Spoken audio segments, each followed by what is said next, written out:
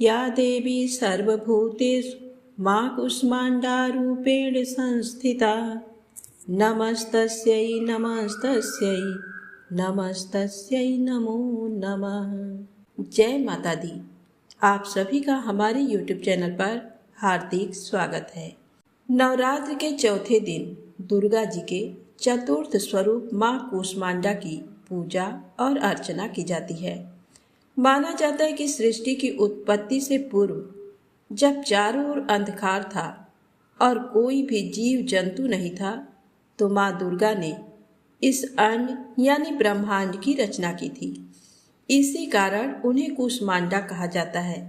सृष्टि की उत्पत्ति करने के कारण इन्हें आदि शक्ति नाम से भी अभिहित किया जाता है। इनके स्वरूप का वर्णन करते हुए शास्त्रों में कहा गया है कि इनकी 8 भुजाएं हैं और ये सिंह पर सवार हैं।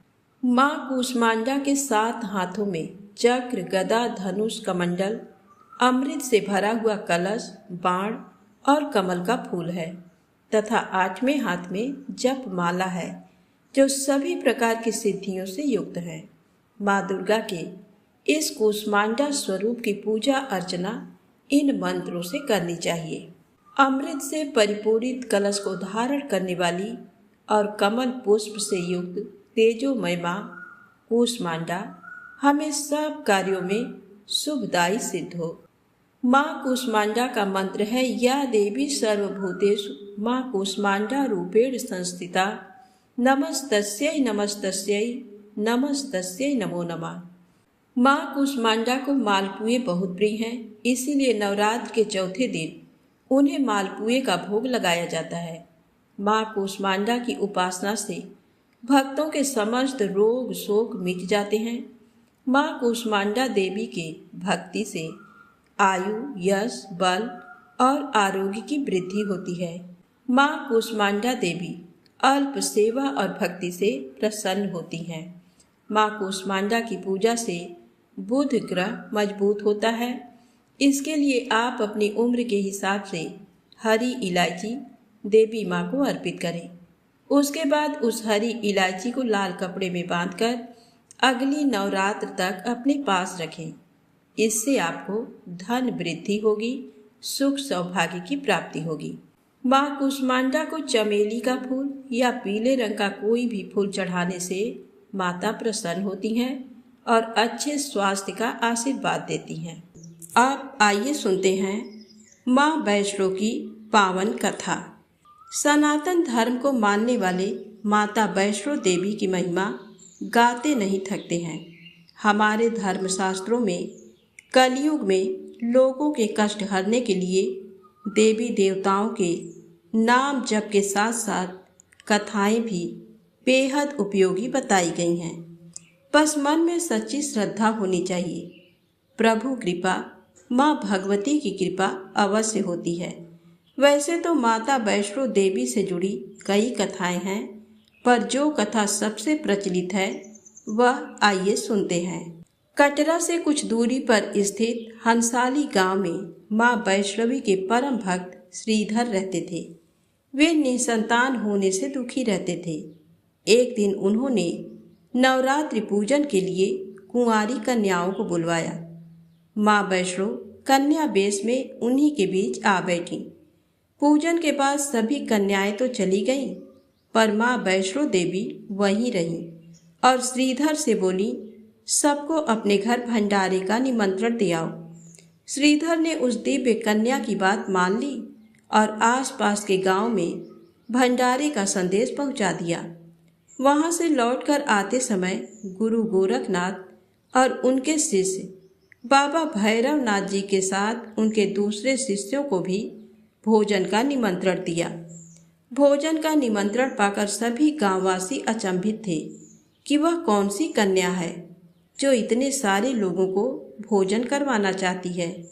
इसके बाद श्रीधर के घर में अनेक गांववासी आकर भोजन के लिए जमा हुए।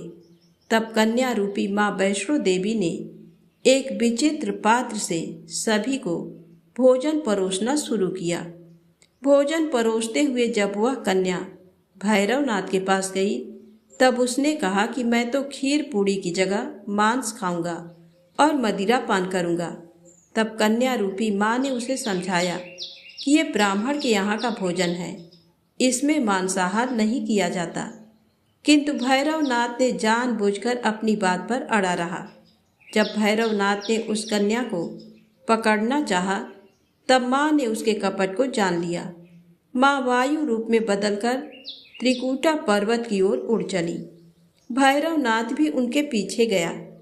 माना जाता है कि माँ की रक्षा के लिए पवन पुत्र हनुमान भी थे।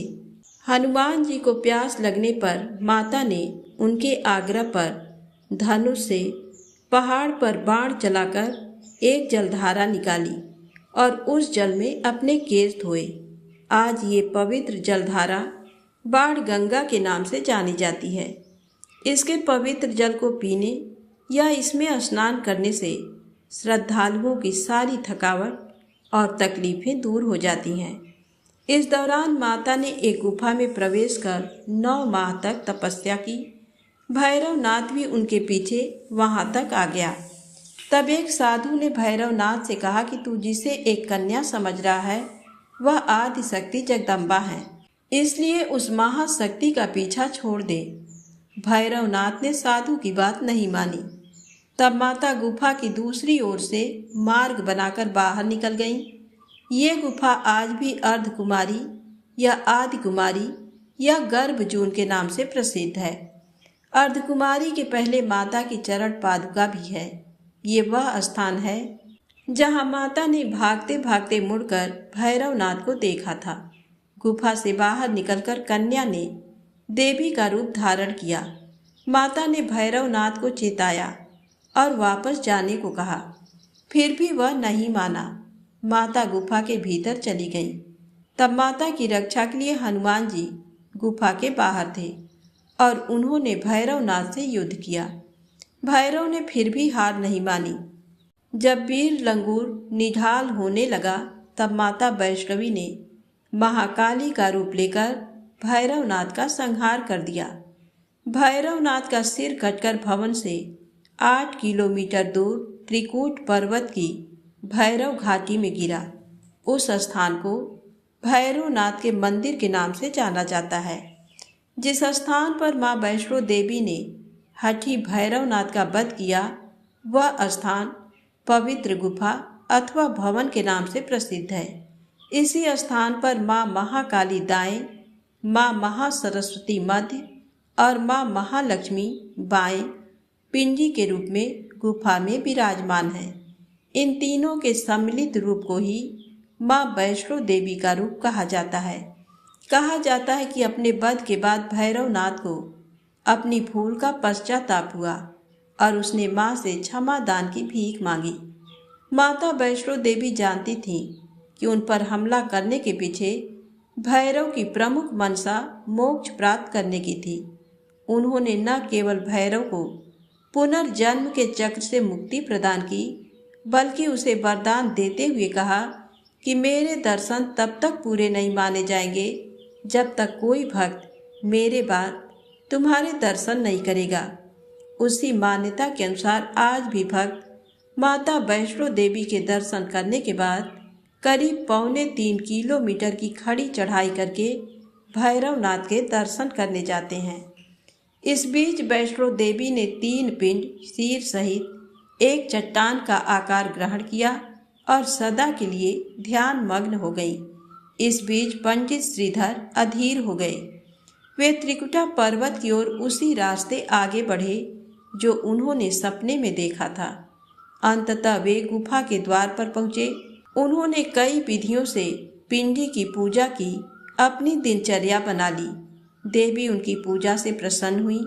वे उनके सामने प्रकट हुई और उन्हें आशीर्वाद दिया। तब से श्रीधर और उनके वंशज देवी माँ वैष्णो देवी की पूजा करते आ रहे हैं। आज भी 12 मास वैष्णो देवी के दरबार में भक्तों का तांता लगा रहता है। सच्चे मन से याद करने पर माता सबका बेड़ा पार लगाती हैं। तो प्रेम से बोले, वैष्णो माता की जय हो।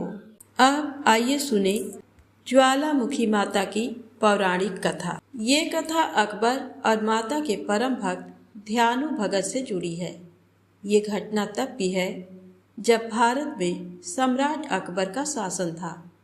हिमाचल के नादौन गांव का रहने वाला ध्यानु माता का परम भक्त था। एक बार ध्यानु 1000 यात्रियों के साथ माता के दरबार जा रहा था। दिल्ली के चांदनी चौक पर यात्रियों की एक साथ इतनी भीड़ देख अकबर के सिपाहियों ने उन्हें रोक लिया और सीधे अकबर के दरबार ले गए। अकबर ने जब ध्यानु से पूछा कि तुम इतने सारे यात्री एक साथ कहाँ पर जा रहे हो, तो ध्यानु ने कहा, बादशाह, हम सभी यात्री माता ज्वाला जी के दर्शन करने के लिए जा रहे हैं। तब अकबर ने ध्यानु से कहा, ये माता ज्वाला जी कौन है और तुम्हें वहाँ जाकर क्या मिलेगा? ध्यानु ने बादशाह से कहा कि ज्वाला जी माता पूरे संसार का पालन करने वाली माता हैं। माँ अपने सभी भक्तों की मुरादें पूरी करती हैं। ज्वाला जी माता की ज्योत बिना तेल के जलती रहती है। हम सभी यात्री हर साल माता के दरबार में जाते हैं। तब अकबर ने ध्यानु से कहा कि अगर तुम सत्य बोल रहे हो तो ज्वाला जी माता तुम्हारी इज्जत जरूर रखेंगी। अगर उसने तुम्हारी इज्जत नहीं रखी तो तुम्हारी भक्ति बेकार है। मैं तुम्हारा इम्तहान लूँगा, तुम्हें इसमें पास होना होगा। मैं तुम्हारे घोड़े के सर को धड़ से अलग करा देता हूँ। तुम अपनी माता से बोलकर इस घोड़े को जिंदा करवा दो। तभी बादशाह ने घोड़े का सर धड़ से अलग कर दिया। ध्यानु ने माता का ध्यान करते हुए बादशाह से कहा, आप 1 महीने तक घोड़े के सिर और धड़ को सुरक्षित रखें। ये बात मानकर अकबर ने ध्यानु को यात्रा पर जाने की अनुमति दे दी। ज्वाला जी के दरबार में जाकर ध्यानु भक्त और अन्य यात्रियों ने स्नान आदि कर पूरी रात भर माता का जागरण किया। सुबह आरती करने के बाद माता से आराधना की, हे माँ, आप तो जगत जननी और अंतर्यामी हो। बादशाह ने मुझसे मेरी भक्ति की परीक्षा मांगी है। माँ, मेरी लाज रखना, मेरे घोड़े को आप जीवित कर देना। तभी माँ ने अपने भक्त की पुकार सुन ली और घोड़े को जिंदा कर दिया। ये देख बादशाह एकदम हैरान हो गया और अपनी सेना के साथ मंदिर की ओर चल पड़ा। मंदिर में पहुंचकर अकबर ने वहां जलती हुई ज्वाला देखी और उन ज्वालाओं को बुझाने के लिए उसने अपनी सेना से पूरे मंदिर में पानी भरवा दिया, लेकिन माता की ज्वाला नहीं बुझी। तब जाकर अकबर को माँ की महिमा पर यकीन हुआ और उसने अपने मन से माँ को 50 किलो सोने का छत्र भेंट किया। लेकिन ज्वाला जी माता ने अकबर का वह छत्र कबूल नहीं किया। वह छत्र नीचे गिरकर किसी दूसरे पदार्थ का बन गया। कहते हैं कि आज भी अकबर का चढ़ाया हुआ छत्र मंदिर में स्थापित है। ज्वाला देवी मंदिर की पौराणिक कथा के अनुसार माता सती राजा दक्ष प्रजापति की पुत्री थी, जिनका विवाह भगवान शिव के साथ हुआ था। एक बार दक्ष प्रजापति ने अपने निवास स्थान कनखल हरिद्वार में एक भव्य यज्ञ का आयोजन कराया और इस भव्य यज्ञ में दक्ष प्रजापति ने भगवान शिव को छोड़कर बाकी सभी देवी देवताओं को आमंत्रित किया। जब माता सती को पता चला कि मेरे पिता ने इस भव्य यज्ञ में मेरे पति को आमंत्रित नहीं किया है, तो अपने पिता द्वारा पति का ये अपमान देख माता सती ने उसी यज्ञ में कूदकर अपने प्राणों की आहुति दे दी। ये सूचना सुनकर भगवान शिव बहुत क्रोधित हुए। तभी उन्होंने अपने अर्ध देवता वीरभद्र को अन्य शिवगणों के साथ कनखल भेजा। वीरभद्र ने उस यज्ञ को नष्ट कर राजा दक्ष का सिर धड़ से अलग कर दिया। फिर सभी देवताओं के अनुरोध करने पर भगवान शिव ने राजा दक्ष को दोबारा जीवन दान देकर उस पर बकरे का सिर लगा दिया।